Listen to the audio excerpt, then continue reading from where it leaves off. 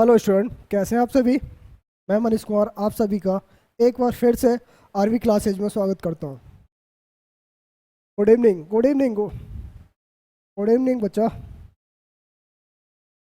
अरे सर, ना ना, ऐसा नहीं है। क्वेश्चन को आराम से करेंगे। कोई नहीं, 2 क्लास और सही परसेंटेज का। हाँ, नेक्स्ट क्लासेज में आपको वो पॉपुलेशन और वोटर वाला क्वेश्चन होगा नेक्स्ट क्लासेज में, ठीक है। नेक्स्ट के 2 रह गए हैं, जो टाइप वाइज के थोड़े 2-2 3-3 क्वेश्चन लेके टाइप वाइज क्वेश्चन वाले वो करते हैं, ठीक है। ओके, चलो टाइम वेस्ट नहीं करते, क्वेश्चन की तरफ चलते हैं अपने, ठीक है। क्वेश्चन नंबर पहला, इसको देखिए। पहला क्वेश्चन क्या कहता है? पहला क्वेश्चन कहता है a dealer marks an article 40% above its cost price, the sales it giving to successive discount 15% and 25% on the market price, the suffer a loss of 43 rupees and then the market price of the article is, ठीक है। Question में क्या कह रहा है? एक dealer जो है अपने अंकित मूल्य पर 40% बढ़ा के देता है, बढ़ा के रखता है, और उस अंकित मूल्य पर 2 क्रमागत छूट जो डिस्काउंट देता है वो कितना देता है? 15% और 25%। यदि उसे इस सौदे में 43 रुपए की हानि होती है तो उसे उसका एमआरपी यानी अंकित मूल्य कितना था, ठीक है, अंकित मूल्य कितना था ये पूछा है, ठीक है। तो इस क्वेश्चन को करने के लिए सिंपल सा एक फंडामेंटल है, ये प्रॉफिट एंड लॉस का क्वेश्चन है, लेकिन है परसेंटेज के अकॉर्डिंग ही, तो मैंने ये परसेंटेज में ले लिया है, ठीक है। तो चलते हैं। पहला क्वेश्चन क्या कह रहा है? अगर डीलर का एमआरपी जो है वो क्रय मूल्य से 40% अधिक है तो हम क्या कहते हैं कि सीपी को अगर मैं कॉस्ट प्राइस जो क्रय मूल्य है उसको अगर मैं 100 मान लेता हूँ, ठीक है, 100 मान लेता हूँ, 100 मान लेता हूँ, तो अगर 100 हमारा सीपी है कॉस्ट प्राइस, अगर तो 40% ज़्यादा क्या है अंकित मूल्य। अंकित मूल्य कितना हो जाएगा हमारे पास? 140 भाई। एमपी है हमारा, एमपी हमारे पास क्या 140 है। अब कह रहा है 140 पे वो 15% और 25% के लगातार छूट दे देता है। लगातार अगर वो छूट दे देता है सर, तो यहाँ से हमने देखा कितना कि 140 पे पहली छूट कितने की है? 15% की। अगर 15% छूट देने के बाद तो बचा हुआ उसका जो वैल्यू है वो कितनी होगी? अगर 15% की छूट दे रहे हैं तो बची हुई वैल्यू उसकी 85% होगी, 85% होगी ना। तो 140 अगर है, 15% उस पर डिस्काउंट दे रहा है, तो 85% ही तो बचेगी, 85% ही तो बचेगी, ठीक है। तो ऐसे ही 25% फिर डिस्काउंट दे रहा है, तो फिर जब 85% जो बचने के बाद जो बची है उसके बाद हमें 25% फिर से डिस्काउंट देना है, तो हमारे पास लास्ट में कितनी बचेगी? 75% बचेगी सर, 75% बचेगी। तो यहाँ से हमने देखा कि अगर मैं कहूँ कि इसको सॉल्व करूँ, 25 या 75, 25 का 100, ठीक है, और 5 से ये 17 बार, और ये कट गया कितना? 20 बार। तो 20 से ये कट गया कितने बार? 7 बार। तो मेरे पास कितना बचा? 7 गुणा 17 गुणा 3, ठीक है, अपॉन 4। तो यहाँ से हमने देखा, यहाँ से देखते हैं तो हमारे पास कितना आ रहा है? 357/4। तो इसको 4 से डिवाइड करेंगे तो हमारे पास कितना आएगा? 89.25, ठीक है।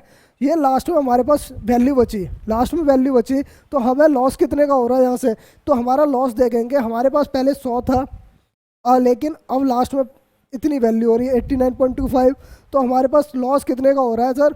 अगर मैं 100 में से 89.25 निकाल दूं तो मेरे पास लॉस जो हो रहा है 10 रुपये 75 पैसे का हो रहा है, 10 रुपये 75 पैसे का हो रहा है।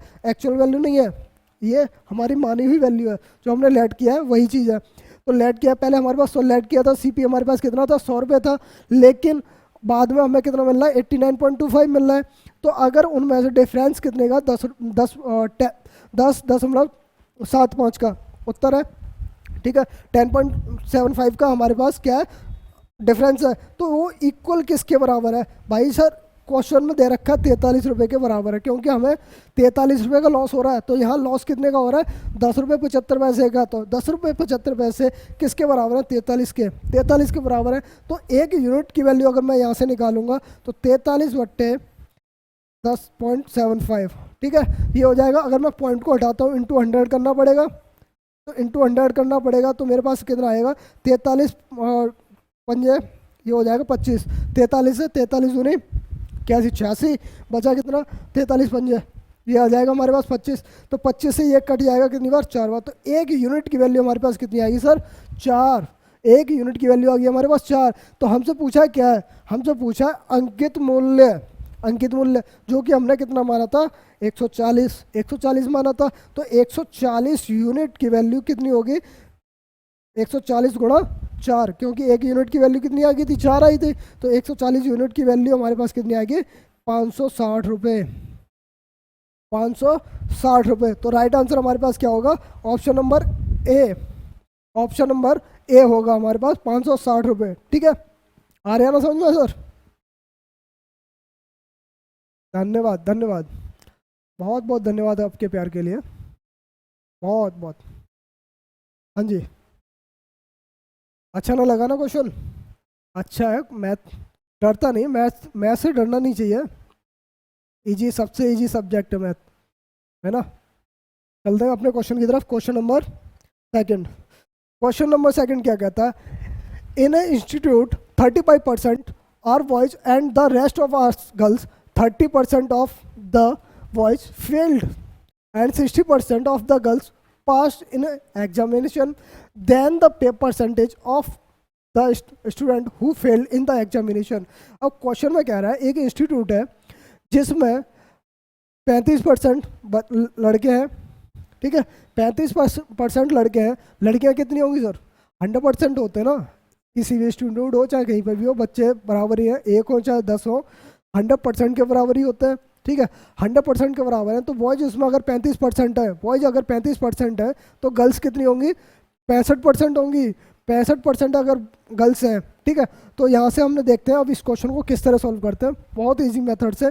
अगर मेरे पास बॉयज जो है हमारे पास, बॉयज जो है हमारे पास कितने हैं, बॉयज हमारे पास 35% है, बॉयज हमारे पास 35% है, तो गर्ल्स हमारे पास सर कितनी होंगी 65% होंगी, 65% होंगी। तो अगर 65% हमारे पास गर्ल्स हैं, 65% हमारे पास गर्ल्स हैं, तो इनका रेशियो ले लूँ, रेशियो लेने में कोई प्रॉब्लम तो नहीं है। इसको रेशियो परसेंटेज से परसेंटेज कट जाएगी, और यहाँ हमें 7, 5 से ये गया 7 बार, ये गया 13 बार। ठीक है, ये 13 बार कट जाएगा, 5 से दोनों कट गई, तो मेरे पास आ गया रेशियो कितना 7:13। यानी आप कह सकते हो इंस्टीट्यूट में टोटल स्टूडेंट कितने थे 20 थे, टोटल स्टूडेंट अगर 20 थे, बॉयज उसमें से 7 थे, गर्ल्स उसमें से 13 थी। ठीक है, तो टोटल स्टूडेंट कितने होंगे 20 होंगे, 20 होंगे। ठीक है, टोटल स्टूडेंट। अगर मैं कहूँ कि अगर इसको 10 से गुणा कर दूँ दोनों साइड, 10 यहाँ से 10 यहाँ से और 10 यहाँ से, दोनों साइड 10 से गुणा कर दिया, तो कोई फ़र्क नहीं, फ़र्क ना, क्योंकि 0 0 कट जाएंगे सारे, रेशियो में यही होता है ना। तो यहाँ हमने कहा कि 200 स्टूडेंट है अब हमारे पास, जिसमें 70 लड़के हैं और गर्ल्स हमारे पास 130 है। इसको कैलकुलेशन इजी बनाने के लिए किया है, कैलकुलेशन को इजी बनाने के लिए किया है कि ज़्यादा प्रॉब्लम ना हो। अब क्वेश्चन के अकॉर्डिंग चलते हैं। क्वेश्चन में कहता है कि 30% लड़के फेल होते हैं। ठीक है, तो हमें बताना भी है फेल होने वाले बच्चों का परसेंटेज। तो 30% अगर फेल हो रहे हैं तो हमें पास कितने, वो फेल ही हो रहे हैं ना, फेल का पूछा है तो इसका 30% ही निकाल लो। 70 का 30% कितना होता है 21 होता है ना सर। तो अगर 70 का 30% 21 होता है, आगे कह रहा है कि 60% लड़कियां पास होती हैं, लेकिन 60% लड़कियां पास होती हैं, लेकिन सवाल में क्या पूछ रहा है कि अनुत्तीर्ण। तो 60% लड़कियां पास होती हैं, फेल कितनी होती होंगी, फेल होती होंगी सर 40%, 40% फेल होती होंगी, 40% फेल हो रही होंगी। 130 का 40% कितना होता है 52, 52 होता है, 52 होता है। अब ओवरऑल हमने देखा कि हमारे पास फेल कितने स्टूडेंट हो रहे हैं, फेल हो रहे होंगे दोनों 21 और 52, यानी 73 फेल हो रहे होंगे। ठीक है, 73 फेल हो रहे होंगे। तो यहाँ से हमने देखा कि अगर 73 लोग टोटल ओवरऑल क्लास में इंस्टीट्यूट में फेल हो रहे हैं, तो ओवरऑल स्टूडेंट कितने हमारे पास 200 हैं सर, 200 है। तो 200 यहाँ से हमने देखा कि 200 अगर हमारे पास स्टूडेंट है और जिसमें 73 लोग फेल हो रहे हैं, तो परसेंटेज बात कर रहे हैं, परसेंटेज कितनी होंगी इसकी, × 100 कर देंगे, ठीक है, परसेंटेज की बात करें तो इंटू 100 कर देंगे, और यहाँ 0 से 0 कैंसिल आउट हो जाएगा, 0 से 0 कैंसिल आउट हो जाएगा, 73 बट्टे 2 है, तो ये कितना आ जाएगा हमारे पास 36.5%। कितनी आ जाएगा 36.5%। तो राइट आंसर हमारे पास क्या हो जाएगा, B option, B option. Okay, आ रहा है ना समझ? हाँ जी, ऐसे ही इजी सवाल है, ऐसे ही हलवा, बहुत ही इजी क्वेश्चन है, पेपर में क्या है सब उड़ा दोगे। लगे रहो, लगे रहो, अच्छी तरह लगे रहे, ठीक है। अरे कुछ नहीं है, इतना टिफिकल नहीं है, कोई नहीं। पैट का एग्ज़ाम अभी तो वो लेखपाल का 31 को होने वाला था, 31 जुलाई को शायद डेट बढ़ा दी है, ठीक है, होने वाला है, हो ही जाएगा कभी ना कभी, तो लगे रहो बस अपने, ठीक है। चलते हैं अपने क्वेश्चन की तरफ। चलो चलते हैं अपने क्वेश्चन की तरफ। क्वेश्चन क्या कहता है हमारा कि सुलभ save 25% of his income if his income increase by 40% and expenditure increase by 45%, the what will be the saving increase और डिक्रीज। ठीक है, इस क्वेश्चन में कह रहा है सुलभ अपनी आय का 25% बचाता है, और अब उसकी आय में अगर 40% की वृद्धि होती है तो व्यय में 45% की वृद्धि होती है, तो उसकी सेविंग में जो बचत है उसमें वृद्धि होती है या लॉस होता है, ये कितने परसेंट की होती है ये बताना है हमें। ठीक है, तो चलते हैं हम अपने क्वेश्चन की तरफ। क्वेश्चन में कह रहा है 25%, डायरेक्ट बात करते हैं 25%। ठीक है, तो ये क्या लिख सकते हो आप 1/4, 25% को क्या लिख सकते हो 1/4, यानी आप कह सकते हो मेरे पास इनकम, मेरे पास कितनी है 4 है, तो इनकम हमारे पास अगर 4 है तो सेविंग अगर मेरी 1 है, तो इनकम एक्सपेंडिचर कितनी होगी 3 होगी, 3 होगा। तो अगर मैं इसी क्वेश्चन को, ठीक है, अपनी आय का, तो इसी क्वेश्चन को अगर मैं कहूँ कि अगर इसमें 0 0 2 बढ़ा देता हूँ इजी बनाने के लिए, 300 400, ठीक है, 25/4 है ना इनकम का, तो यही हो गया। तो अब कह रहा है उसकी, अगर उसकी आय 40% बढ़ती है, बस 40% इसकी बढ़ गई, 400 40% बढ़ गई, तो कितनी बढ़ी 160 बढ़ी, 160 बढ़ी, 400 से 160 बढ़ के कितनी होगी सर 560 होगी 560 रुपये होगी। तो अब ये बात कर रहा है उसका एक्सपेंडिचर भी कितना बढ़ रहा है, 45% बढ़ रहा है।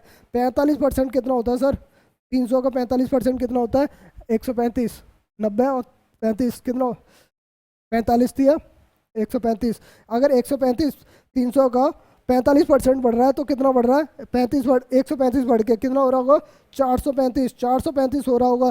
तो एवरेज कितना बढ़ रहा है सर 435, टोटल कितनी हो रही है 5, कितनी हो रही है, ये हो रही है हमारे 560 माइनस 435, तो हमारे पास कितनी बढ़ रही है 125। ठीक है, 125 बच रही है सेविंग, सेविंग कितनी बच रही है हमारे पास 125, लेकिन एक्सपेंडिचर जो हमारी सेविंग बच रही है एक्चुअल में कितनी बच रही है, बढ़ रही है 25 बढ़ रही है, 100 से 125 हो रही है, तो कितने परसेंट बढ़ रही है 100 से 25 बढ़ रही है 100 पर, तो परसेंटेज की बात करें इंटू 100, तो 100 से 100 कैंसिल आउट, कितनी बढ़ रही है 25% की वृद्धि हो रही है, 25% की वृद्धि हो रही है, तो ऑप्शन राइट ऑप्शन बी। ठीक है, 25% की वृद्धि हो रही है। ओके, ठीक है ना, आ रहा ना, हाँ ना, थोड़ा तेज हो रहा है पर सिलेबस भी बहुत लंबा है, इसलिए जल्दी जल्दी फास्ट क्वेश्चन करते हैं।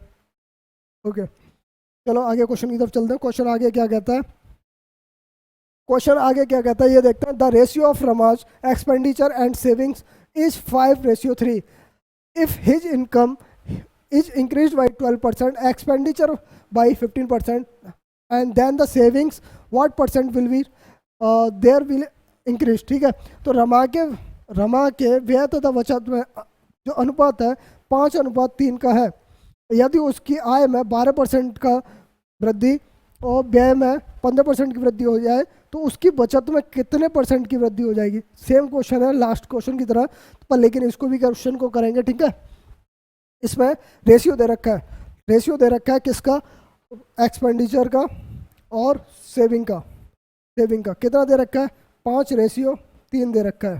ठीक है, 5:3 दे रखा है। तो अब मैं कहूँ अगर मेरी इनकम क्या होगी फिर सर, सेविंग और एक्सपेंडिचर को मिला के ही तो मेरी इनकम होती है।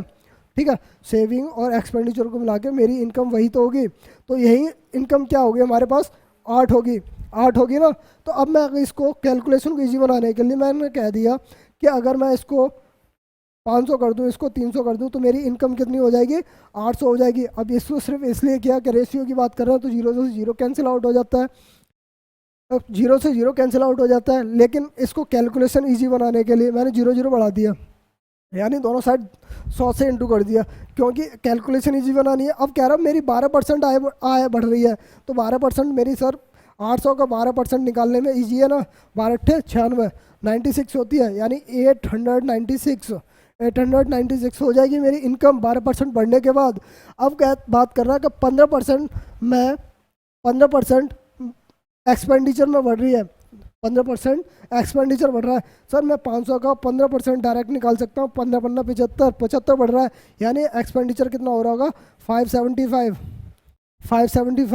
यानी 575 हो रहा होगा मेरा एक्सपेंडिचर। तो सेविंग कितनी हो रही होगी सर, अगर मैं 896 से 575 निकाल दूँ तो मेरे पास कितना बचेगा, मेरे पास बचेगा 321, 321 बचा। 321 अगर मेरे पास बचा तो मेरे पास सेविंग कितनी है, 321 बची। ठीक है, अब बात कर रहा है कितनी सेविंग बढ़ रही है। अब बात करें हम सेविंग कितनी बढ़ रही है सर, 21 की बढ़ रही है। अगर 21 मेरी 21 से बढ़ रही है, 300 से 321 हो रही है, 21 बढ़ रही है, तो अगर 21 बढ़ रही है तो कितने परसेंटेज बढ़ रही है, तो 21 जो बढ़ रही है कितनी बढ़ रही है, 300 पर बढ़ रही है, कितने परसेंट बढ़ रही है ये देख लेंगे परसेंट के लिए, इंटू 100। तो जीरो से जीरो कैंसिल आउट, 3 से कट जाएगा कितनी बार, 7। तो 7% की इंक्रीमेंट हो रहा है, 7% उसकी सेविंग बढ़ रही है। ठीक है, 7% का इंक्रीमेंट हो रहा है। ओके, आ रहा है ना सर?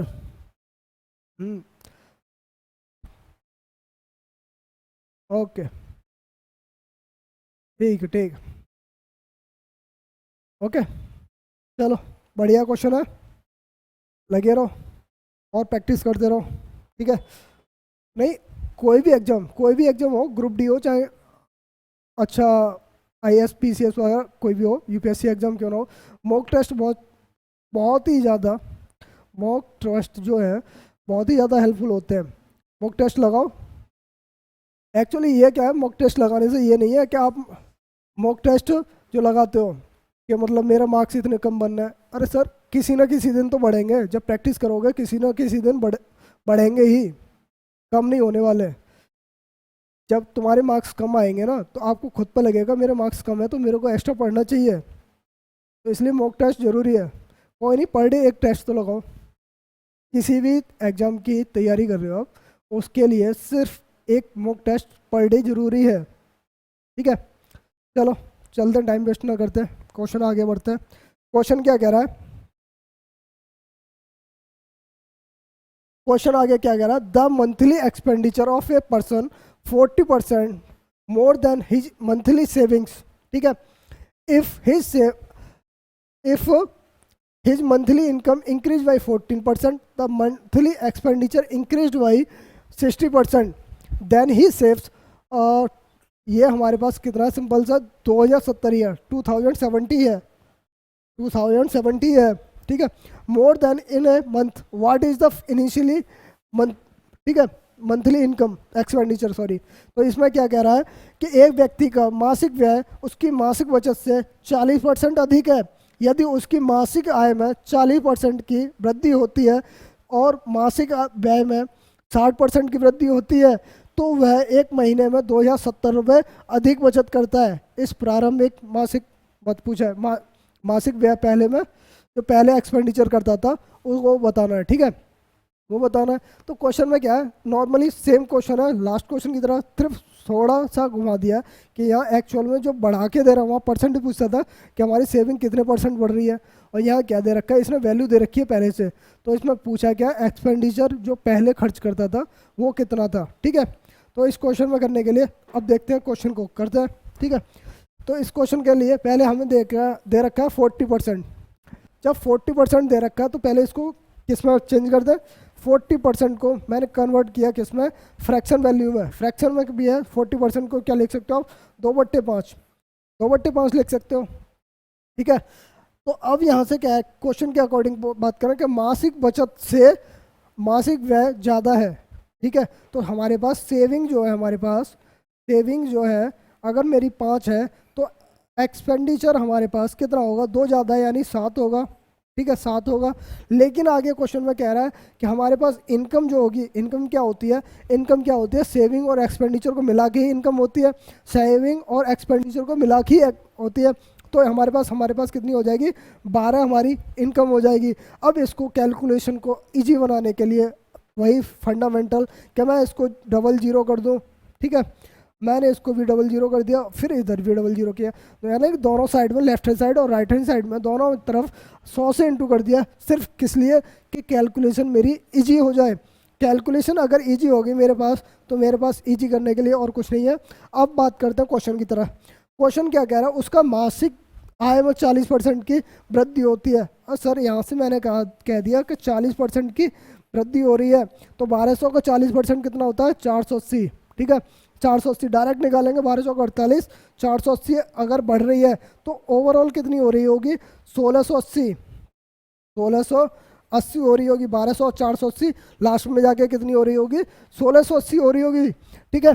तो इसमें बात फिर करता है कि उसका मासिक व्यय में 60%, जो एक्सपेंडिचर था 60% बढ़ रहा है। अगर 60% बढ़ रहा है तो 700 का 60% बढ़ा दो, ठीक है, 700 का 60% बढ़ा दो, तो 700 का 7% कितना होता है, ये हो जाएगा 420, 742 420, ठीक है, 420 हो गया 700 का। तो बढ़ने के बाद मेरा जो एक्सपेंडिचर है कितना हो गया होगा, 7 4 11, 1120 हो गया होगा, 1120 हो गया होगा। अब मेरे पास सेविंग कितनी हुई, यहाँ सेविंग कितनी हुई, बात करते हैं कि हमारे पास 1680 हमारी इनकम हो रही थी और उसमें 1120 हमारे पास, 1120 जो है हमारा एक्सपेंडिचर हो रहा था, तो मेरे पास 560 रुपये, 560 रुपये, ठीक है, 560 रुपये मेरे पास क्या है, बच रहे होंगे।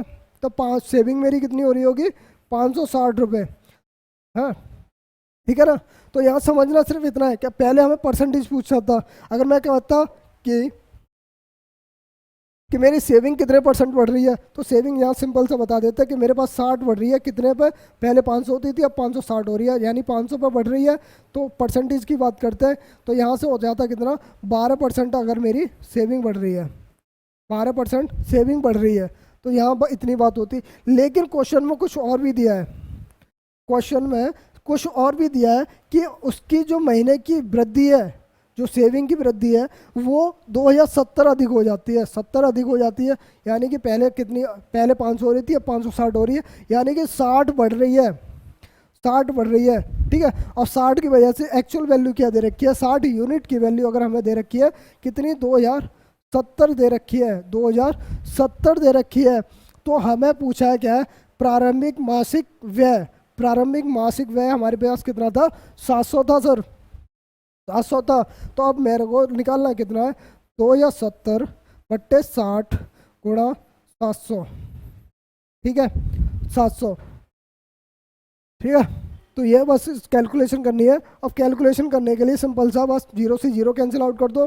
अब यहाँ से देखेंगे डबल जीरो और 7 सत्तू 49 और 7 दूनी 14, ये कितना हो जाएगा, 6, ठीक है, 6। तो मेरे पास लगभग कितना आएगा, 7 6 दूनी 12, बचे 6, 4 आ जाएगा, 24 बचा कितना, 9 9, यानी कि हमारे पास कितना आ जाएगा, 1, ठीक है, 9 3 बचे 5, 24 से 150, 24 से 150 हमारे पास राइट आंसर आ जाएगा, कितना आ जाएगा, 24 से 150, ठीक है। तो राइट आंसर कितना आ जाएगा, 24 से 150। आ रहा है ना समझ में, बस सिंपल सा थोड़ा क्वेश्चन घुमाया था बस, और कुछ नहीं था इसमें, एक्चुअल वैल्यू दे दी थी, वैसा और कुछ नहीं था। ओके, ठीक है ना, धन्यवाद, देखते रहिए आरवी क्लासेस का, जुड़े रहिए और अपने जितना हेल्प हो सके दूसरों की भी हेल्प कीजिए, ठीक है, धन्यवाद।